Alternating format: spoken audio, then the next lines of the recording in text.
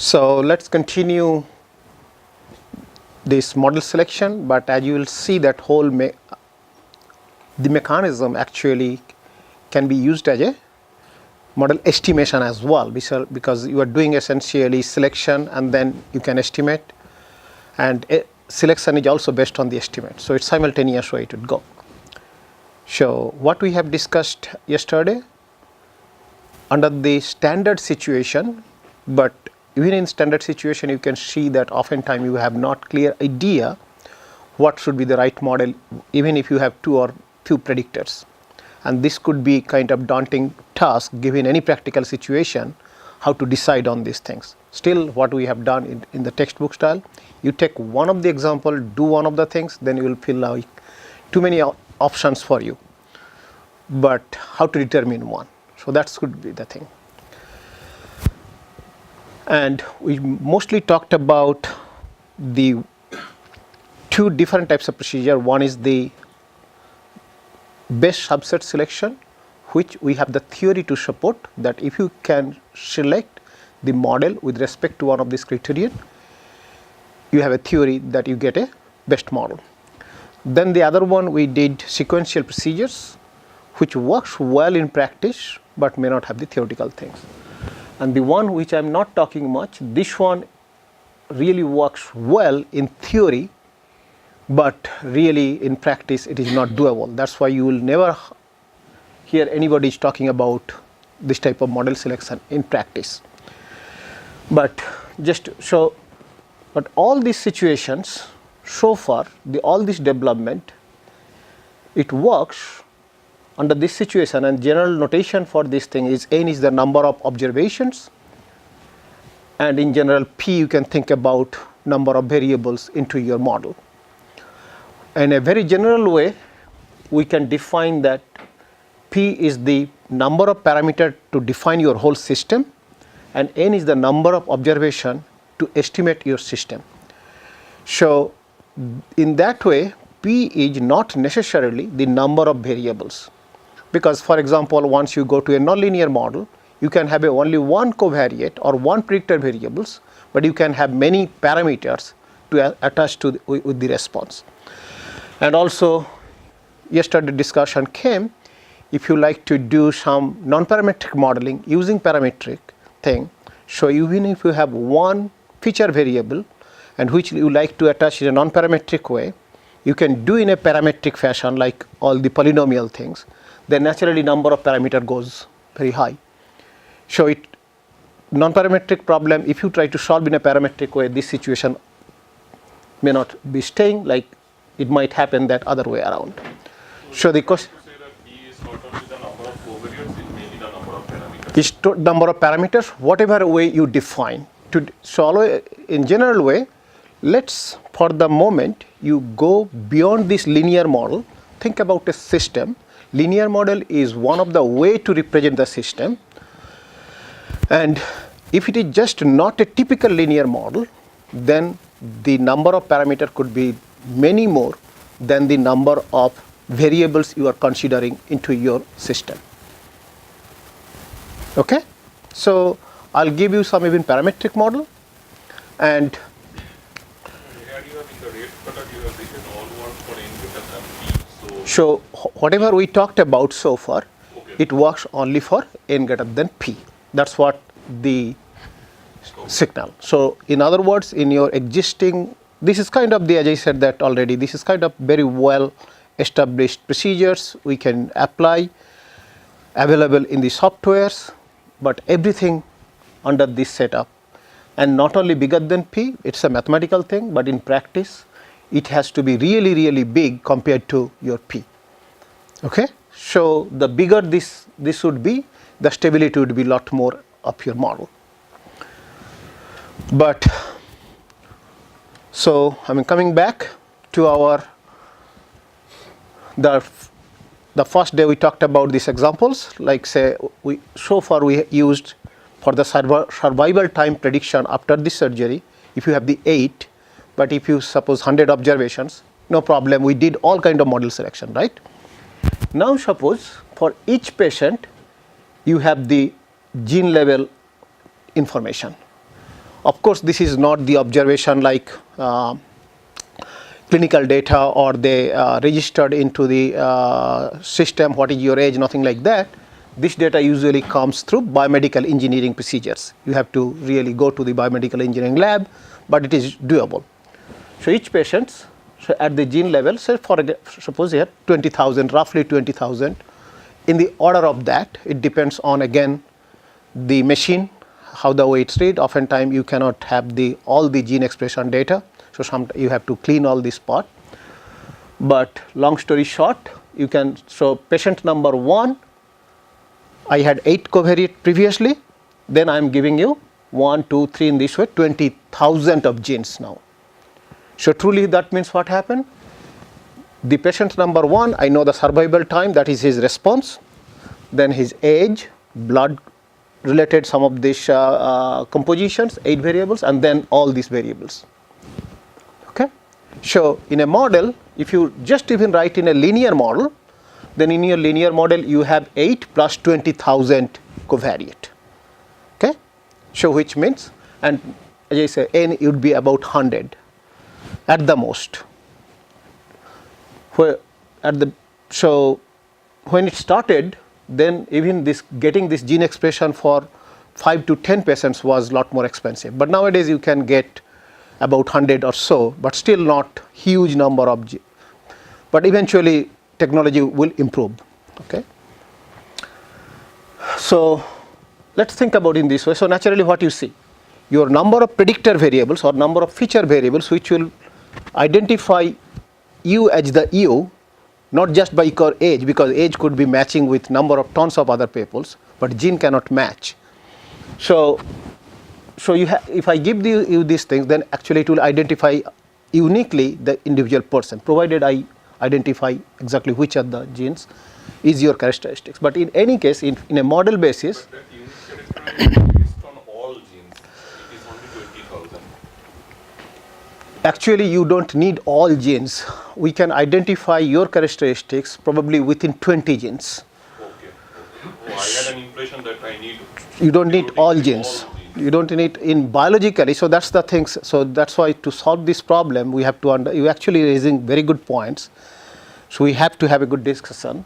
So first thing, in biological sense, truly you don't need all the genes. As I said that we have millions of neurons, but to identify my shape disease status, possibly it is only few hundred of neurons you have to identify. Really you don't need to know all of them. Okay. But it's kind of a big data things. There is a huge amount of information, but we don't need to know all. But we also don't know which portion we need to know. Only we need to know small portion, but which portion would be, I don't know. So in a regression setup, if you are thinking, what you will be thinking, that if it is each one of them will have a regression coefficients, and by doing some testing, you should get most of the coefficient equal to 0. But you just don't know which coefficient is 0 unless you estimate your model, right? Then only you can do that thing. But the biggest question is, how do I even estimate? Because you can see the sample size is n equal to 100, and now I have 20,000 covariates. So all this least square estimate we were talking about, the regressions concept, it really, even mathematics does not go through, right? So that's the today's things. Essentially, in this same way, we can. So the starting point was thinking of this new methodology, which we will be calling as a completely high-dimensional methodology. It started from this genomic data analysis. So that's what I always say, that we learned from the scientists quite a bit. They gave us really good time for in today's statisticians. Unless with this problem would have came, we would not think even so much. Image processing data, we already talked about. Like typically, very simplistic example is, if you read an image, it could be in the machine, it's a matrix 256 by 256 or some order, but truly you don't need to know all these pixels. High frequency finance data, e-commerce data, warehouse data, functional data, which you'll be learning a little bit more even. Because functional data, as the way I talked about, it is essentially a piece of image. You can think about infinite dimension. because it's continuously, there is no way you can observe each of these things. It's a continuous figure. Even my shape, you can think about it as a functional way. You take 3-4 points and try to approximate, there will be some approximation. But theoretically, each point has a different value, but we won't be able to capture. So you have to do some kind of dimension reduction type of thing. So all this big data, even some of the network data, we can formulate case by case basis into this big linear model structure. Of course, the parameter interpretation, etc., will be questionable, different. We have to do one by one and see that what type of interpretations comes in. But bottom line is that in all situations, when I formulate this thing into a statistical predictive model, the situation will turn out to be always the number of parameters. Again, it is not necessarily number of covariates. In some cases, it could be number of covariates. Is always will be bigger than n, or really it should be big N. Just if you have the gene data, it is like 20,000, it is like 10, 20, something like that. So this is the situation. So that's how the things right now we are going to talk about next 1 hour. It's a another powerful technique after 2000s, or the statisticians, computer scientists got hold of this thing to handle this type of problem. We never thought about this type of problem before even 1990. Before this type of problem came in, and we thought that data science. But all these things, what we'll be talking about, much more of the methodology inside. But before that, to make the whole problem into the linear model, processing of this data, everything, it requires lots of other help. Like as I said, that if it is a biomedical engineering, then you need to have the biomedical engineering help, computational help, all sorts of things. We'll be talking about this thing.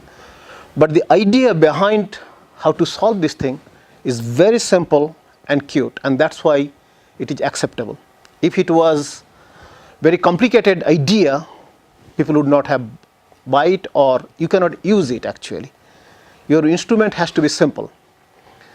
And then I'll discuss little bit that in terms of the user's perspective, it might be so simple, but in terms of the theory perspective, it is not so simple. It could be a lot more involved, but it looks very simple. So we can use some of the existing software even. So that's the idea, because we don't like to rebuild the whole software.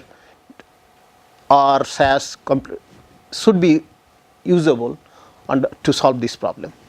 So that's the way you have to, your solution should be such a way that you don't need to discover everything completely new.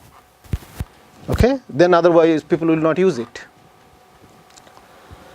So coming back, you have seen this formulation. So essentially, as I said, it looks so simple, but really what this X would be, it will depend on what problem I am formulating. Okay? But for our understanding these things, let's just think about that you have a P dimensional feature vector, where P could be big, but the whole general methodology would work even if P is smaller than n. So it's a much more generalization than the least square theory. And our objective is to, at this point, y equal to fx, and f is a typical form. This is still we are estimating the mean, and this way. Just remember that I am repeating this thing. This, although I am writing it's a known f, but that doesn't mean that always I know the f. So if I don't know the f, still I can estimate this f by writing this way. So eventually my structure would be y equal to x beta. Okay?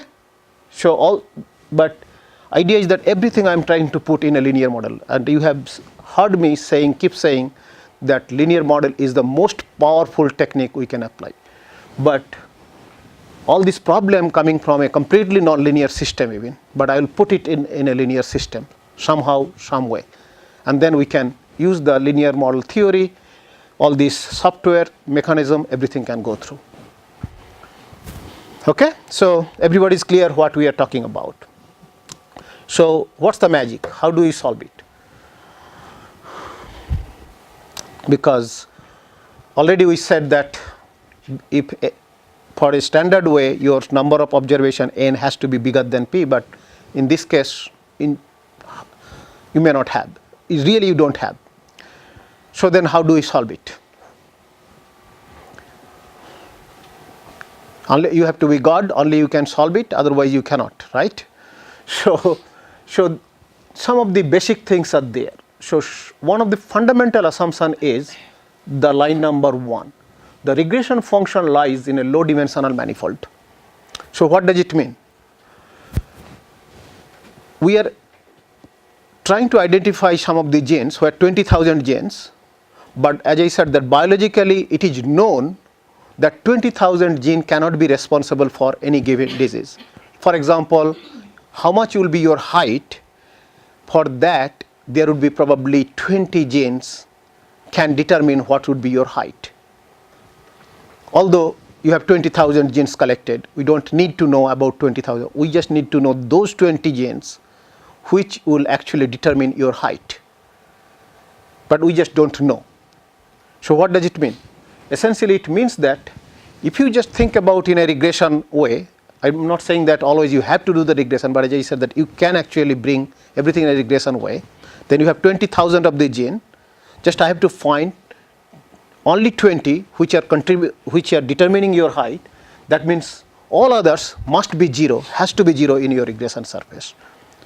So this one mathematically you are writing in this your equation, linear equation, which means that most of the coefficient would be 0, but we don't know which coefficient would be 0. So what is the then contrast from our standard analysis? In a standard analysis you never assume that some of them would be 0. You just estimate all of them and then you test it whether some of them are significant or not significant like this.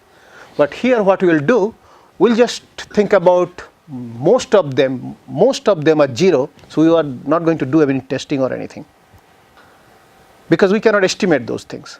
We'll just try to identify which are them and just leave it from the model as a garbage. We'll think about it as a garbage, so cleaning out. So this is the thing what I said, possibly, yes. Yes. Based on the regression coefficient, how do you remove those factors? Like I have set of parameters, say set of covariates for example, x1, x2, xp, and I know that out of p that I need only 3 covariates. So unless you do this testing procedures, like those But so the question is, how can you do the test? To do the test statistics, you need the estimate, right? Otherwise, you cannot have the testing. But how do you get the estimate where your n is bigger than p? Yeah, that is my precise. You cannot get this thing, right? So that's why we have to do a little bit more, because your x transpose x inverse cannot be so simple way your beta hatical to x transpose x inverse x transpose y. That's you won't have the estimate. So what we'll try to do, we even don't try to estimate all the coefficient. We'll just try to locate some region that where all of them are 0. Just go, and we'll try to. That's what you have to do. So I'll talk about some of the mathematical way and then in practice. So that's the thing. It's the whole idea is that we should not try even to estimate all of them. Then we are doing something wrong because mathematics cannot be wrong. So we cannot. But on the other hand, we have to adapt the mathematics really right way when we are doing in practice, and accordingly some of the theoretical properties etc. we will discuss.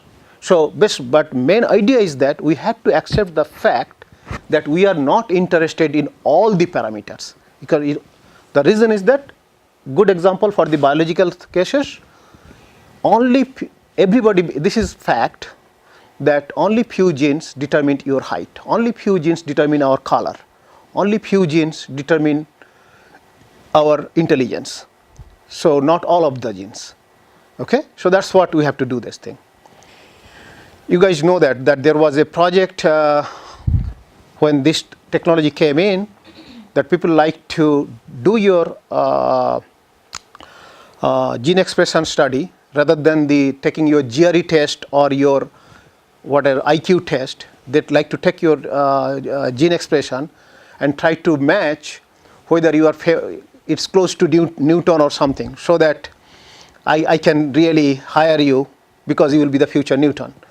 But then there was a big Who are doing so? huh? Who are doing so? Oh, there are lots of companies who do. If you can do these things, you can get million of dollar. But human rights group actually had a big oppositions, because you cannot determine. Like then people will determine who will be the, particularly country like India, China, they will determine from there whether this couple will have a girl or boy. They will control. So it's a, but that's the whole genetic engineering. But so if you read some of this blog, you will see that how interesting things are. But it is doable. Many things can be doable. But to do the research, like you discover the atom bomb, then you use for a different purpose. You should not do that. Same way here, actually, there is potential to really explore the whole world even to do that thing. But of course, for the human, you have to think about from the humanities, social, all these purposes. So all this research cannot be allowed to do that even. But there are many private companies who are interested to do many things. And if you are good at that, how to do these things, you can be hired by $1 million salary even. Because concept is very simple, but now you have to develop, and you should be able to do something. But again, the data is so complicated. You have to work with the biologist, you have to work with the biomedical engineer, you have to work with the computer scientist, all these things. But we'll try to keep in a very simple, what is the gist of the whole procedures. That's what we'll do, and that's the statisticians help only in this way. Okay, so this is clear. So there are a number of procedures available. Before this so big problem that even if I get some time, that even principal component regression, PLS type of things could be applicable, but they are not really applicable in this big setup. And these are much better, friendlier, and also theoretical support we have, what we will be talking, rather than the other few of the techniques. So I cannot talk all the possibilities, but one technique, that's what I am saying, which is the heavily popular, is a penalization technique. Okay, that's the idea. So for a good review paper from the statistical perspective, this is a good review paper, Fan and his student LV, that is also Chinese, 2009. But if a PhD students like to start something, no matter either from statistics, computer science, mathematics, this book, the HighDimensional Statistics, Bullman, Vandergeer, this is a good book to start with. Actually, I like this one than anything else. But still it is dated, because everything is developing. Every year there are 100 papers from statisticians, from computer scientists, and other scientists as well. Everybody hitting this particular problem. Okay, so how to solve this thing? So let's first connect that penalized procedures with our existing procedure like BIC, AIC, that's we talked about, right? So if you look at this formula, originally 1973 AIC criterions, it is essentially, if you have the log likelihood function, you are maximizing this type of things. And particularly, what is this one? It is the indicator function, as many parameters not equal to 0. Theta is your number of parameters, P is the number of parameters, this is the log likelihood, negative log likelihood, plus some penalty function. And if you take lambda equal to 1, then it leads to AIC. If you take lambda equal to half log n, then it will BIC. So what does it mean? This type of function actually you optimize for your model fitting purposes, right? But this is what? This is, you have a log likelihood. Forget about for this time being whatever the sign is. It's a log likelihood plus something which we usually call it a penalty function. Okay? So if you look at these expressions, that's the way you can visualize that this is the two piece conceptually. This is the, if I don't have to do any kind of penalization for the parameter, etc., you usually maximize this thing. And you know that AIC, BIC try to penalize the likelihood because of the higher number of parameters, because it likes to have a simple model. So that's why the penalty parameters are here. So if you have never thought about this way, you can now see, and then you'll see that it is nothing but a penalized approach. Okay? So the classical thing actually, but we just know this lambda. How much penalty we are doing, we know this thing.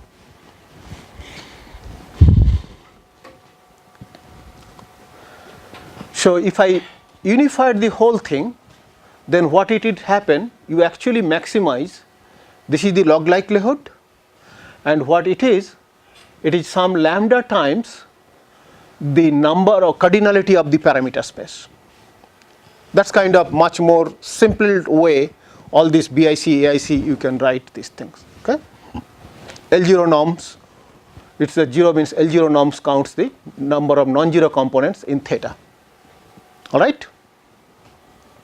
And typically lambda usually called as the regularization parameter. And for BIC, AIC, I already told you what's the value of the lambda. But in general way, I can think about everything in this structure, where lambda controls actually how many parameters you like to optimize. In a BIC case or in a simple model selection, we don't control the number of parameters, we just estimate all of them. That's why, that means once lambda is known, the number of parameters in your model is known. If lambda is not known, you don't know. So as many parameters is there, you have to solve it.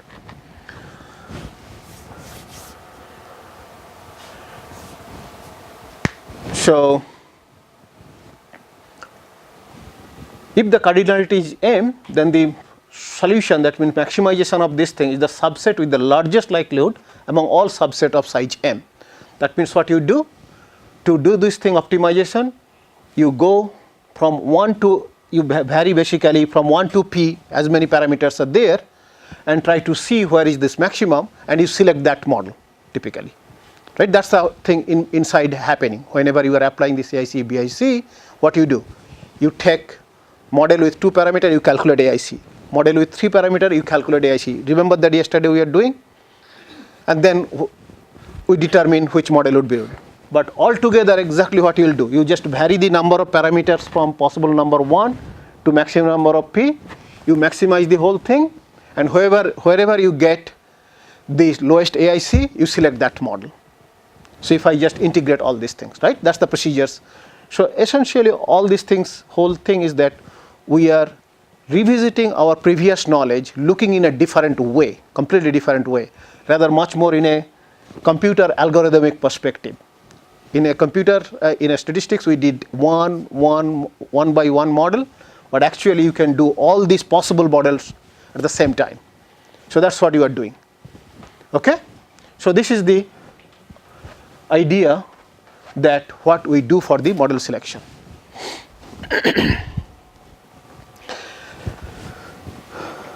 But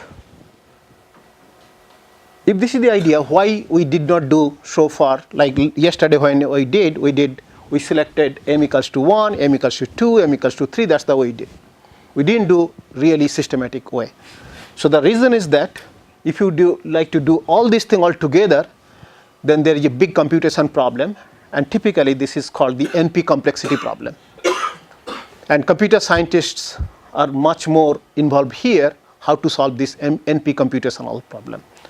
You cannot just put this thing into your software and it give you the solution, you don't know. Even you cannot write this, how to Newton-Raphson algorithm, you cannot write for that. If your lambda is unknown, you cannot write. So the computationality is not doable, and that's why we have done so far checking one by one model at a time, and that's the way we did. Okay? So what does it mean? If we are targeting this type of thing, we have to break this NP complexity problem.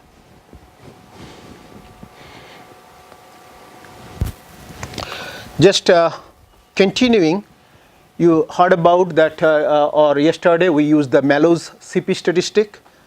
We use adjusted R square, and if you write exactly the whole expression, which we did not go details, but you can check from any book. Essentially, idea is what I am trying to show. These are all nothing but L0 problem. You can write in this structure. You can write, and all of them is nothing but L0 problem. And these observations was very nicely done by Bickel actually, Bickel and Lee in 2006, when we have to solve this type of big, higher dimension problem. Again, as you say, we have to always look back the existing mathematics and see what we can use of that part, because there is no new mathematics. That's a mathematics problem. But whether we can use the existing knowledge or not, that's the idea. So basically what you visualize, what the model selection we have done, nothing but a penalized likelihood maximization like this. That's what we have done. Okay? So in general way, how the idea goes through then, basically much more accurately, it is kind of your scaling factor in inverse log. Sorry that sometimes I am using theta beta, but mostly I will be using beta. But these are essentially the parameters. Okay. So this is the log likelihood, and there is a penalty term. I am keeping at this point as a function. Don't think about what is this. I will talk about what is the function, but this function, and there is a penalty term lambda. In standard cases we know, but otherwise I told you essentially lambda controls how many parameter would be in your model. Because lambda equal to 1, then it is AIC, you know how many parameters are there already into the model. That's what you maximized. So it will be, in general, since we do not like to commit how many parameter into our model, as I said that we don't like to estimate this thing, all the parameters, no way we can do that. So we have this additional quantity came in lambda, which will control how many parameter eventually we like to estimate. Okay. So that's why it is called the regularization parameter. It will regularize the number of parameter, model complexity, everything is controlled by this lambda. So it is very crucial. Generally, the statisticians, mathematicians do not pay much of attention, but this is one of the things is very crucial to solve any problem.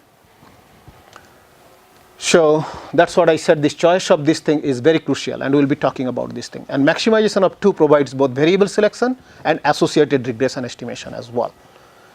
Because that's what we have done. We just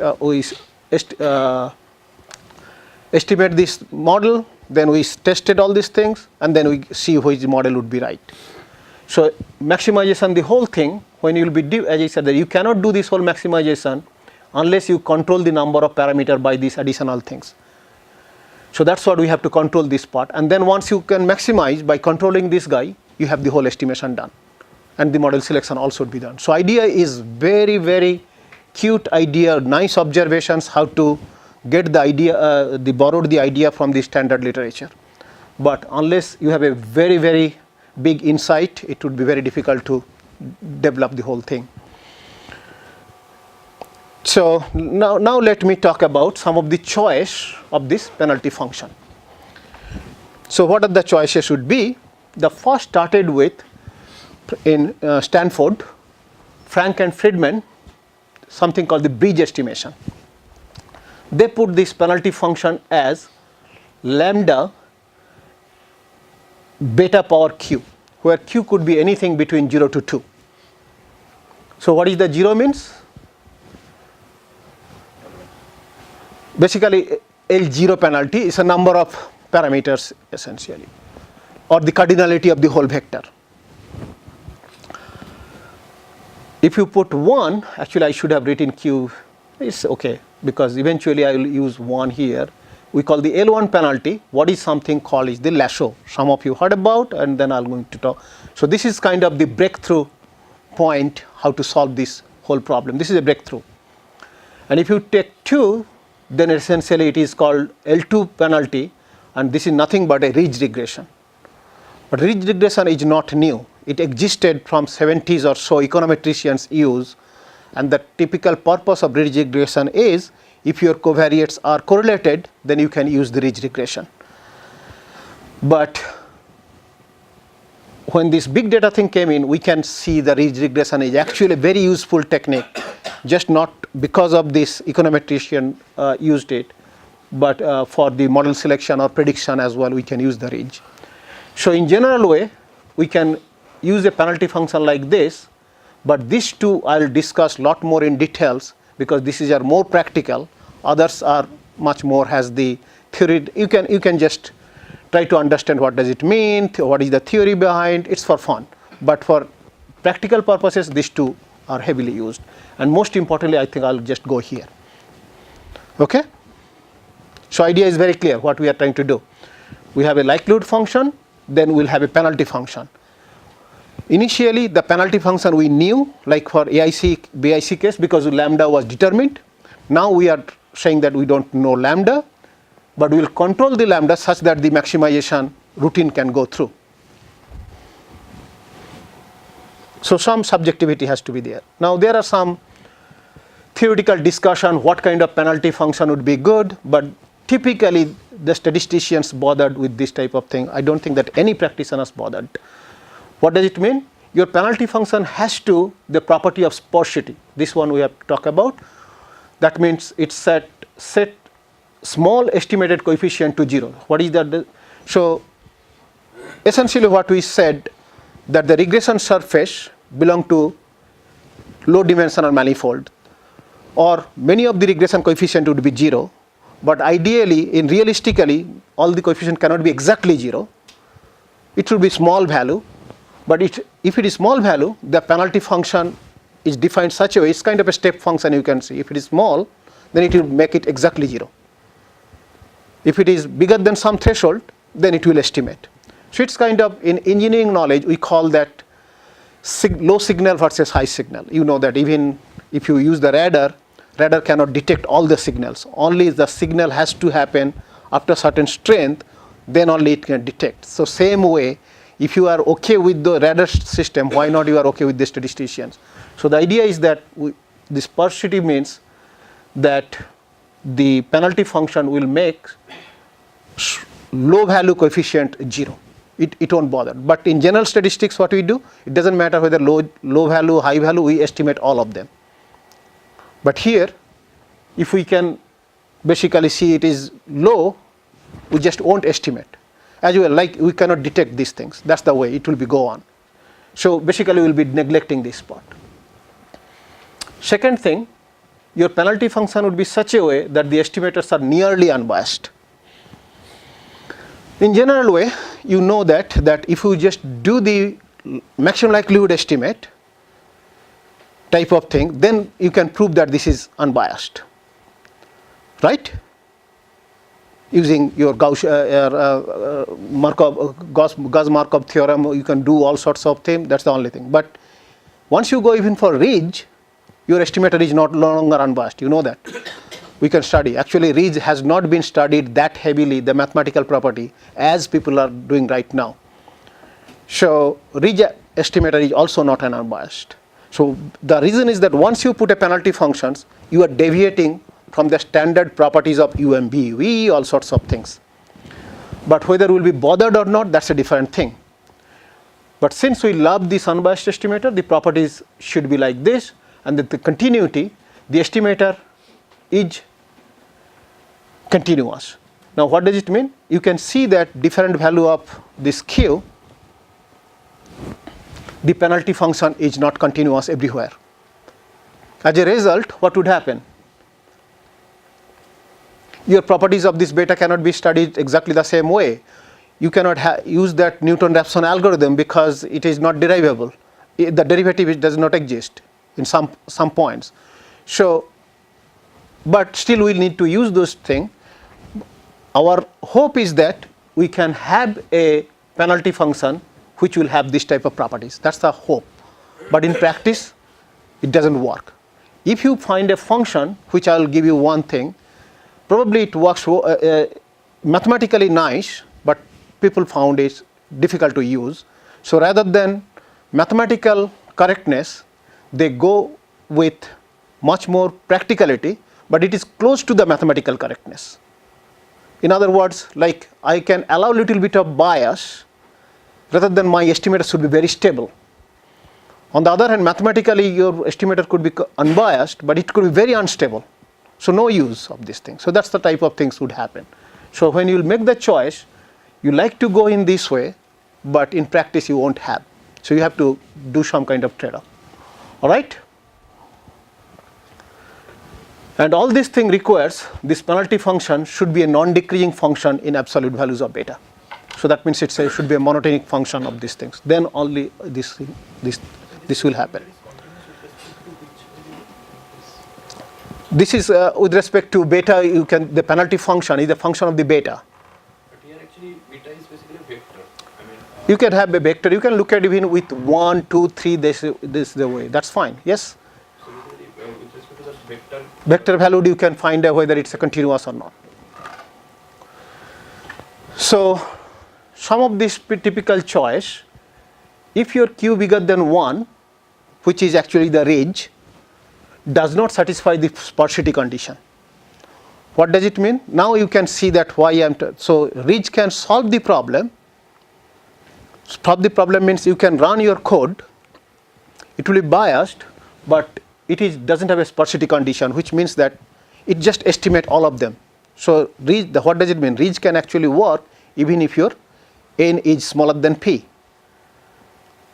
Ridge will be fine. But I didn't notice what is your sparsity condition? Sparsity means essentially many of these things would be not detected. So what does it mean? That means if it is a low value, you just ignore this. So that means I have a big vector of the beta. So it is a mathematical condition. It's a mathematical condition. So for if I do develop the theory, I have to put some condition on the beta, that beta is bounded below something. Those type of, that's the mathematics part. Oh, that means it is not proved. It is just conjecture. It's a conjecture. So it is a conjecture. So let me come back to this other, as I said, that ridge you didn't apply before, but ridge could actually work for n bigger than p bigger than n situation. It will work because I'll show you the formula even. But nobody had used it because we didn't have that big data situation. But ridge actually does not satisfy the sparsity condition because it estimates all the quantities. Low signal, big signal, doesn't matter, it tries to estimate. So that's why it has some deficiency. L1, which is the Lasho, which makes many of them actually 0. Low signal it will just make it 0. But it does not satisfy the unbiased condition. So usually the estimate what you will get return as a return, it will be biased estimate. And if it is the concavity, between 0 to 1 does not satisfy the continuity condition. So if it doesn't have the continuity condition, you know that number of difficulties you will have, from the theoretical to numerical to many more things. What I was going to say. So now in practice, say for example unbiasedness, when I am trying to identify say 20 gene out of the 20,000 gene, what my interest would be, find an unbiased estimate or like to locate where these genes are. Which one is the biggest problem? Locate where these are. So really that's why these are much more with the mathematical discussion, but really in practice it shouldn't matter, because if I can identify which genes are, then I can relook and try to find out what is, probably I will use another model because already I know it's a 20-dimensional model would be, no longer it's a 20,000 dimensional model. And if it is a low dimensional model, then I have number of tools how to make good inference, how to make good estimate, all sorts of things I could do that. So what we call this is a two-level estimation. First I screen down and then I try to estimate. In my experience, what I have seen some of the papers even writing, and that's why people do not like to read the statistician's paper. They do the simulation and then trying to show, oh, from these 20,000, these 20 genes supposed to be prominent, and I can identify all of them. Somehow they show. How many people will believe it that you really identify all of them right way? In statistics, even we give the estimate, there is some error, right? And nobody is actually asking you that you identify exactly 20 of them. What biologists want, because going by each gene by gene is pretty expensive thing in a lab. They have to spend probably a month or 5 postdocs will be discovering each of the gene. What they want the help is that instead of 20,000 genes, can I work with 200 genes? So basically you screen down from 20,000 to 200, and then we'll go one by one of these 200 and try to find out of the to 20 out of the 200. But that's a big help we are providing to the biologist. And that is rather doable. I have to be conservative so that I will select such a way that at least it will give you the guarantee. So those probabilities we can develop. It will give you the guarantee with certain probability, what is the rate. That's our research essentially.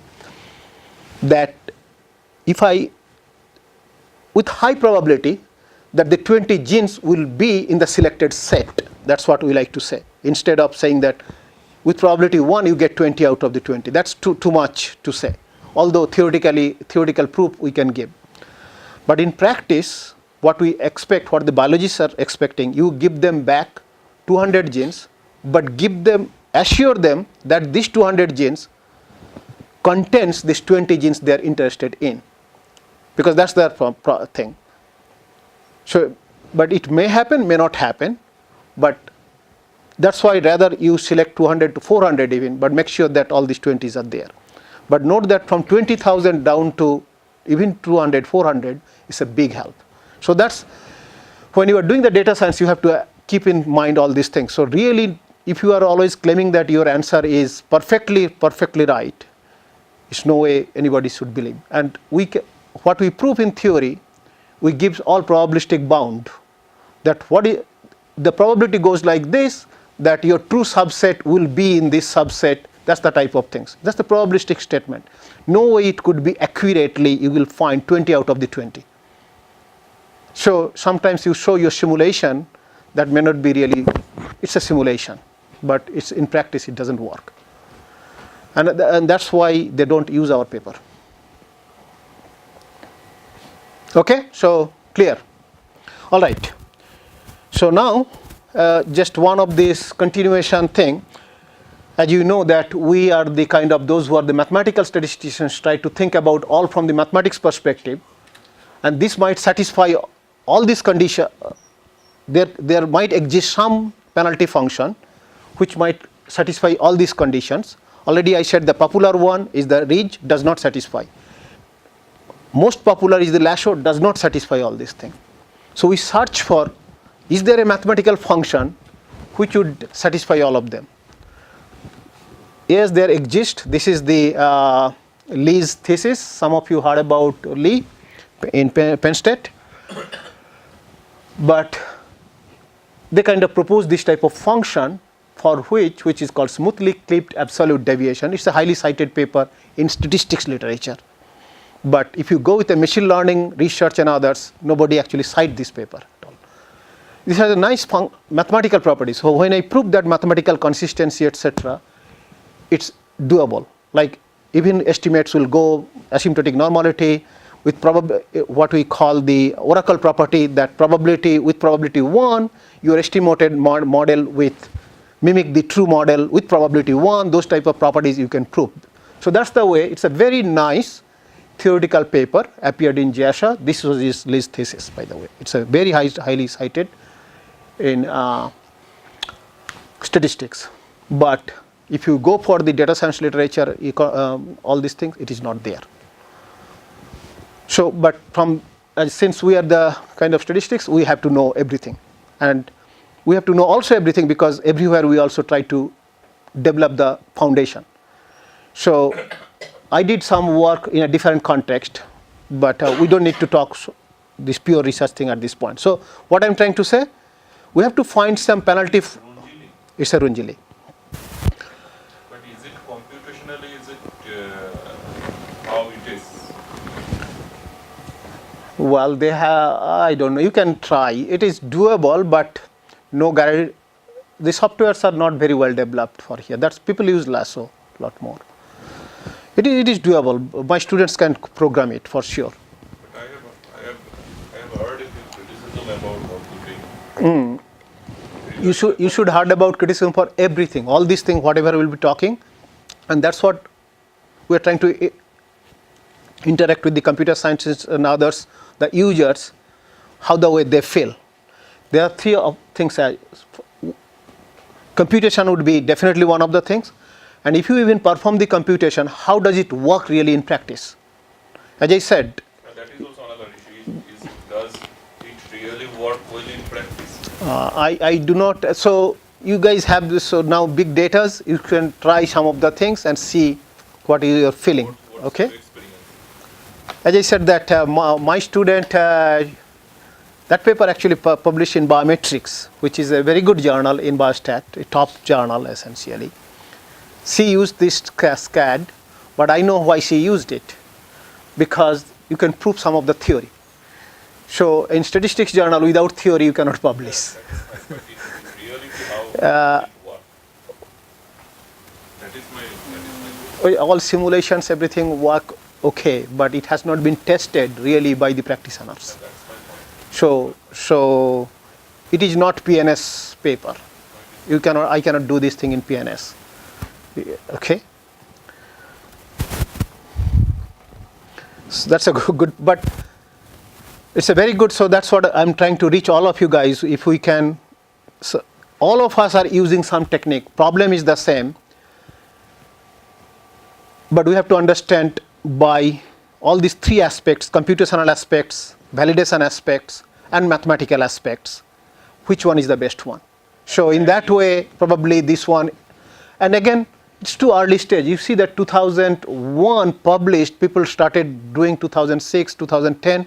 You have to really repeat. When we have been doing this least square, century ago, the least square things are there, and least square developed on a very strong mathematical foundation. Although I showed you this, drawing the line, but actually calculus helps you. How can you draw, minimize all possible lines? What does it mean? Not only that existing things, as many numbers, data points you can have, that calculus actually would minimize among all possible points. So that's the foundation was there. So these computations are, particularly for this computation, may not be based on that strong foundation. So I cannot give you the guarantee that it's.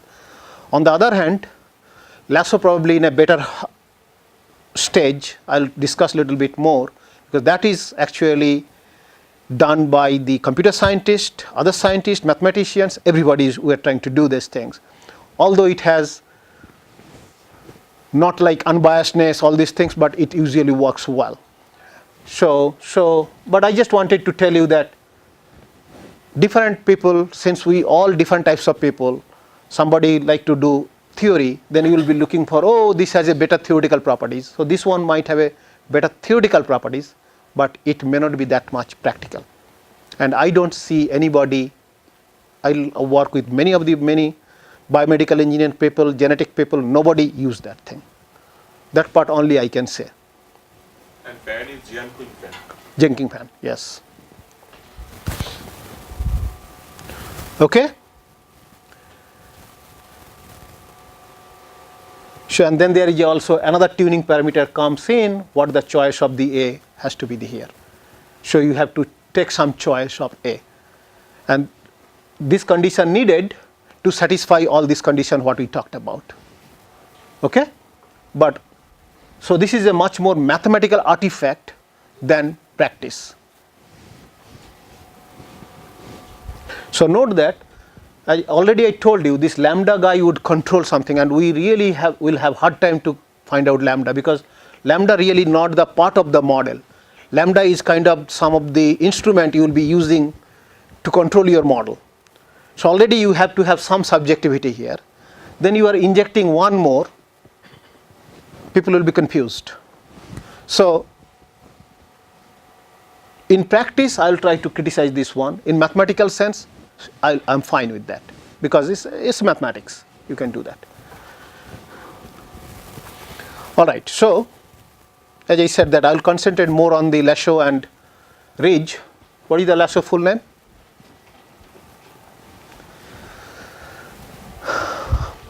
You guys heard about Lasho, right? You Google it. It's probably, I did this thing, I don't know how many, 3-4 years ago. And then it has a 19 million Google Mail link. Just put the Lasho. I'm sure today you will see more than 25 Google link. Everybody is using this Lasho. Here is this Stanford website. And it's called List Absolute Shrinkage and Selection Operator. published in JRS Series B, 1996.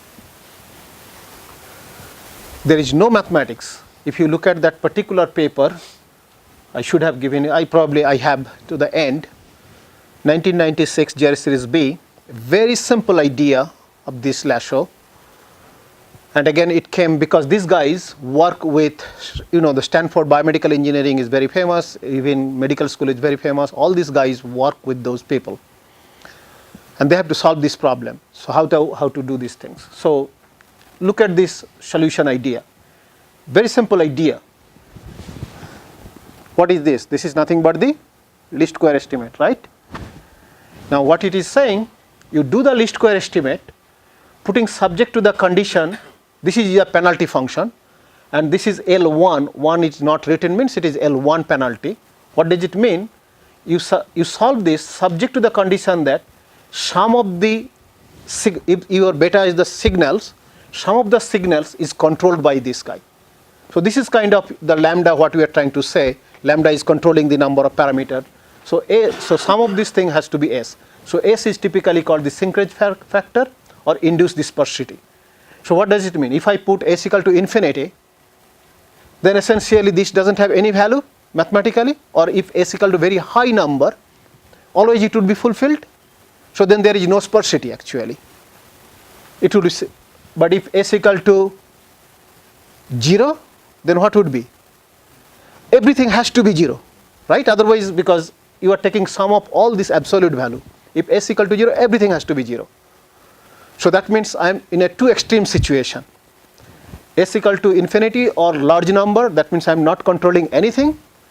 S equal to 0 means I am controlling too much. So that means this gives us the idea that choose some S which will control your sparsity. From the practical purposes, that means if I kind of the idea that biologists are looking for about 200 out of the 20,000, that gives you some idea what the sparsity level should be. Of course, from the data driven way, we will try to find out, but nevertheless, mathematically it looks simple, but there are lots of practical issues what the choice of the S should be, because S actually is the guy which is controlling everything. But this is essentially the lasso that you estimate this beta. This is essentially the lasso, and the more you have this beta, that the higher the P compared to N is, you have to control this S more and more, and then you can get the solution.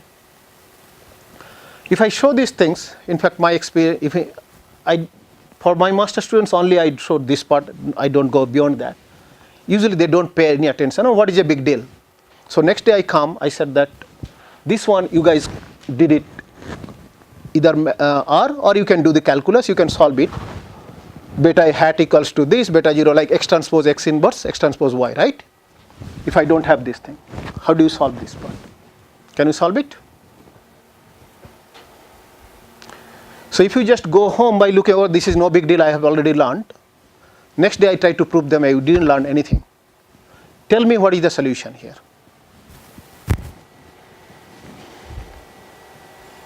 Okay, so then some student would say that, oh, I don't care about the computations. Tell me what is the properties here. Find out beta hat and tell me what's the properties, how it differ from the least square. So you all know, right? If I have this thing, actually I can write it down exactly what should be the beta hat, closed form expression. But if you have this part, then life is difficult. The mathematics is also difficult to understand, because it's no longer, already I said, it is no longer unbiased. But what is the bias? How much bias I have?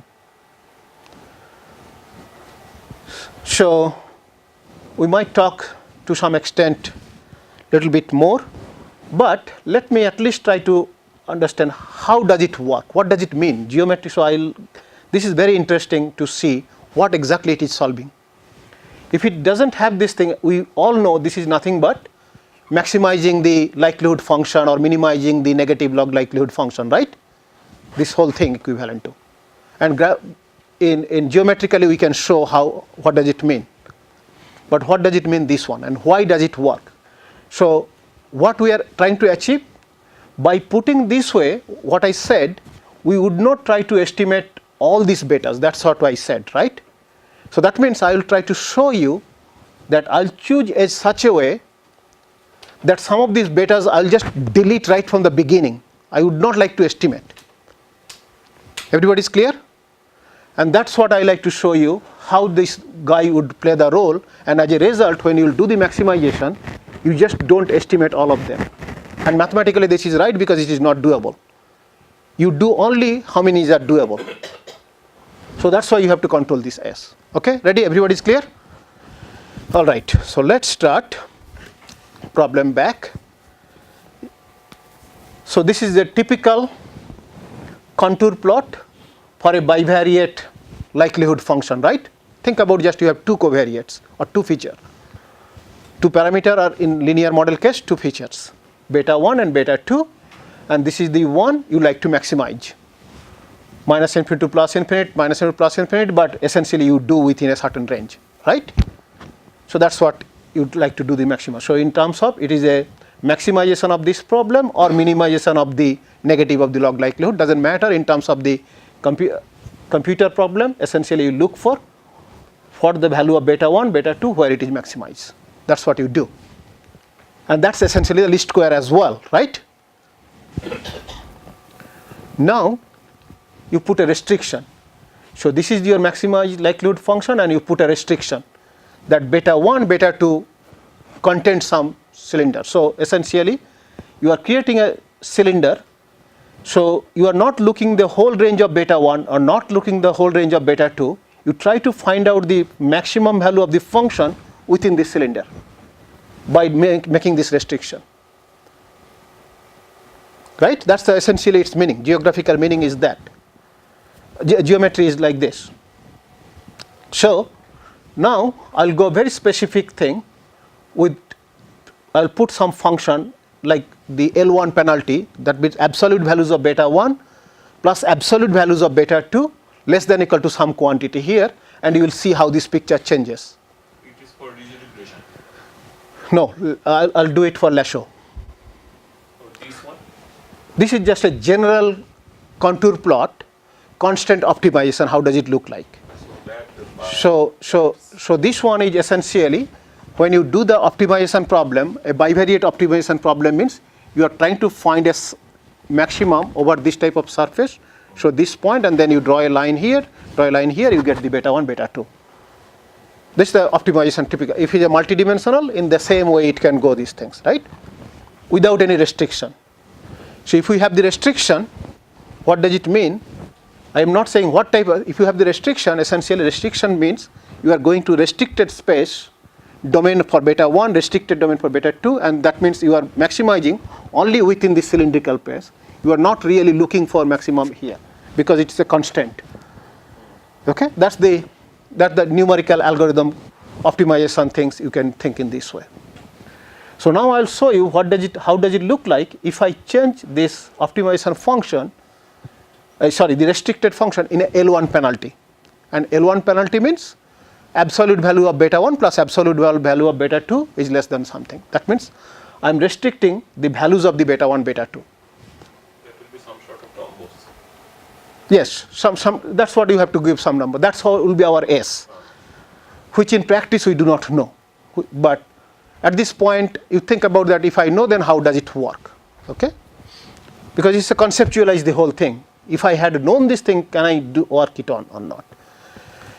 So again, the contour plot for this least square. Again, you can see that least square thing with no constraint.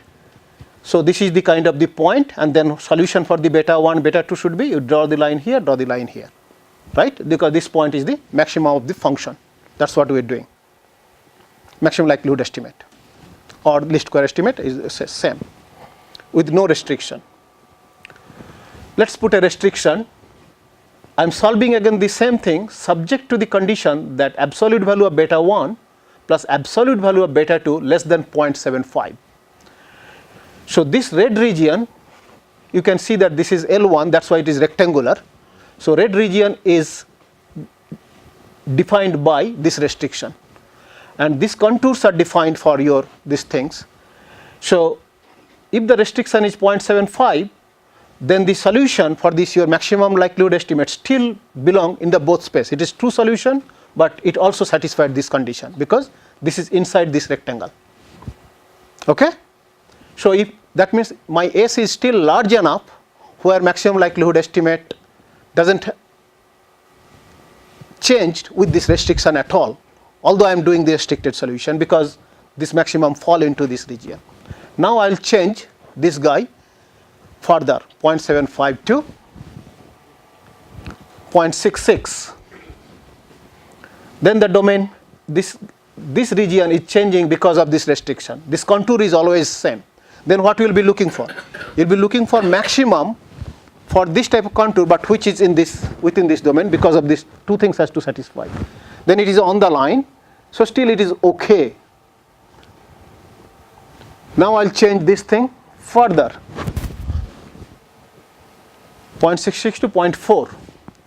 Now where it happens? True solution, if there is no restriction, this solution is here. But to satisfy both of them, the solution has to be within this rectangular region. And where it could be, then essentially where this one of this ring where it touch, that should be my solution. So this solution means now beta 1 becomes here, beta 2 becomes here. Note that true beta 1 estimate, if I could do, that estimate would have been here and beta 2 estimate would have been here. So by now your beta 1 estimate and beta 2 estimate changes because of this restriction. So it's immediately you are getting the idea that estimates getting biased.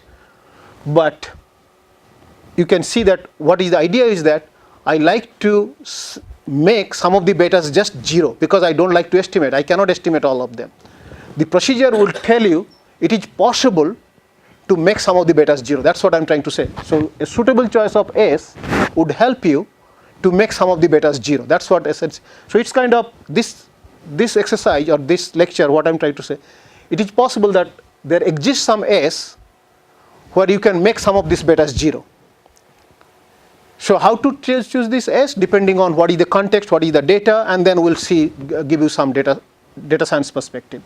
Now I'm changing further. S 0.4 to 0.2. Now you see that is further down. And what happened? So beta 1 would be here, beta 2 would be here. The estimates are even shrink, essentially what we call the shrinkage estimator, shrinking towards 0. That's why it is called this shrinkage. You have seen that name was absolute shrinkage estimator. And shrinking towards the 0. All of the values becoming closer to 0. Then further, if I do 0.073, then what happened within this rectangular box? Now look at that beta 1 is some positive value, beta 2 is exactly 0. So by making this choice, I already made one of them equal to 0, one is not. So what does it mean? When I'll solve this type of way, it will only look for this non-zero one, it won't even estimate this thing because it is already 0.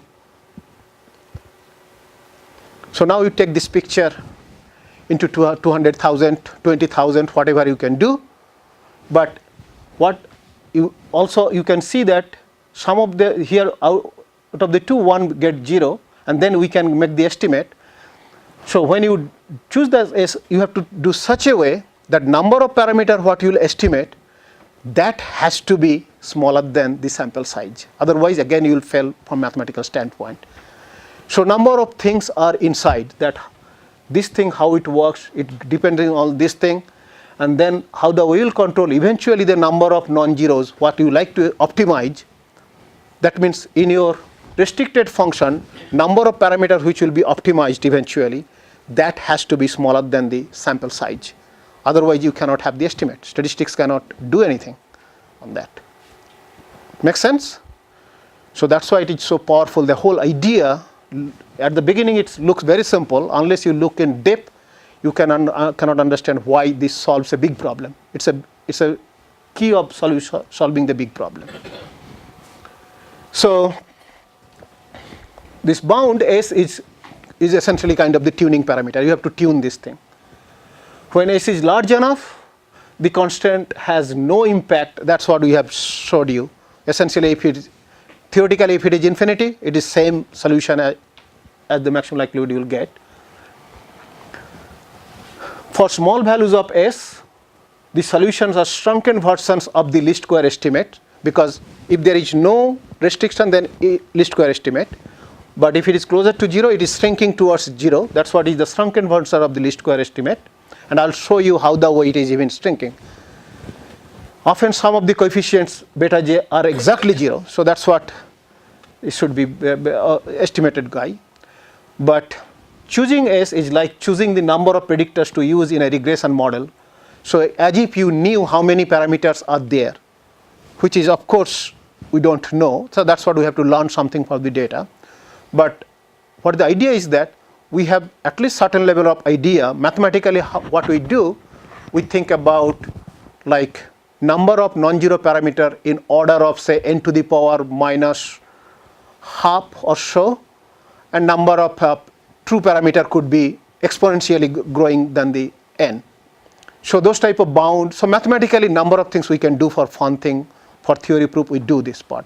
But it essentially what it means that you have to have some idea what the S should be. If you have no idea, we'll try to give you some idea for a data-driven perspective how it works. Okay? So that's the cross-validation would be. As I said already, the computation of the Lasho solution is a quadratic programming problem, and it can be handled, but the appropriate algorithm was developed again by the Stanford group. Yeah, some of you probably know that one of these guy, Friedman, actually is a probabilist. But this Lars algorithm, he is the first author even, called the least angle regression procedure to solve that the equation what I showed you. And this published in Annals of Statistics, not in Journal of Machine Learning Research or anything. It is in Annals of Statistics paper, because this you have to look at what's happening statistically. As I tried to show you, by geometrically, statistically it is getting biased, etc. So you have to have another view from the statistical standpoint. Only then you can make the whole computation good with some good estimate, all sorts of things you can have. This algorithm exploits the special structure of the Lasho problem and provides an efficient way to compute the solution simultaneously for all values of the S. I think in the second part I might give you a little bit more on that. Here is the example. So let's get that. Yes, sir. I read this paper long time back, tried to read, not to read. But I think Lasso is a special case of least angle regression. If I can recall correctly, I think Lasso's all property follow from this paper property, mathematical parameters. Least angle regression is a generalized case. Least angle regression is a little bit more general algorithms. Yes. Yes. Yes. Property can be derived from the property. You have to know mostly it will be easier if you put that because your estimator the properties of your estimator would depend on how the way you are solving, right? Like typically how do you prove that least square estimate is unbiased? If you like the normal equation, you can write down it's a linear combination of yi, but this is the algorithm. And then you can immediately prove that this is unbiased. So, no, this one, it is 2009 Annals, this one. No, so that's what Bridge. Bridge was that time Friedman's over there thinking about the Bridge 1993. So, let's go back and just try to show you quickly how does it work at least. Again, the version Lars, this is available in R. It has improved quite a bit. So what I go back to the surgical example. And whole algorithm can work for p bigger than n, p bigger smaller than n, all sorts of things. So since we have been doing this small p big n problem right from the beginning, and see how if I would have done Lasho instead of this standard one, how does it work? So first put that X matrix, that means it is 8 vector matrix. In a matrix notation you can put, and this is the Y vec, Lasho, and call the Lars, and then you can see how the weight is changes. So these are kind of the least square estimate for your all 8 values. That's what we have done yesterday, right? For these covariates. And then this is the values of the kind of the S, how the way you are constraining. Okay? So at the beginning there is no constraint here. So that's why this is the least square estimate is. Then I'm putting this constant like sum of the coefficient has to be less than something. So putting this restriction and see slowly all of them trying to get to this. So if I keep that S value here, then probably none of them are still equal to 0 because 0 line is right here. But if I take S equal to say here, then already this guy got 0. And now you do two things together like this picture and the other picture I just showed you, how the way values are shrinking towards 0, right? So these guys are all are shrinking towards 0. This is already 0. This guy is already 0. Then if I change further S equal to even smaller value, then other values will be 0. And if I take really 0, then all of them has to be 0. That's what it suggested. That means it's working well. So the algorithm is working well as the way we thought, because we look at the mathematical equation, then we see that if S equal to large, in this case, none of them would be 0, all of them will be least square. If S equal to 0, all of them has to be 0, and actually all of them has to be 0. So next is where the S belongs. If you know something, you can control. As I said that sometimes some user just like to put some S because their interest is coming down from 20,000 to 200. So you can choose S. It won't be. There is nothing called the true value of the S. You have to guess some way. So you can take some S value such that most of them would be 0. Only above 200 them may not be 0 exactly. So you can do some experimentation and then come back with this 200. You know that your practical solution in hand, the problem in hand has not been solved yet, but then sit down with this 200 and try to do further analysis on that. You don't need to really, because you don't know how to handle even 20,000s. So this is kind of your, sometimes you can use as a screening tool than the fine estimation tool. Okay? Everybody is clear? It's a big instrument. It's a big instrument, big business right now. Whoever does the data science, big data, you have to know how the way it works. And although I am giving the example from this linear model, as I said, truly in my research we don't solve the linear model because most of the problems are solved. We do a lot more complicated problem bringing into this structure. So further way, here is the different choice I am trying to show you. If S equal to 3, out of the 8 coefficient or 9, I think 1, 2, 3, 4, 5, 6, 7, 8. If S equal to 3, already 1, 2, 3, 4 of them are 0. So it is kind of trying to show you that if you change S even smaller, like S equal to 1, of course you will see that few more would be 0. So then this becomes 0, this becomes 0, only 2 of them are non-zero. What else you have seen and which supposed to be? What else you have seen and which is supposed to be? Another things can you observe?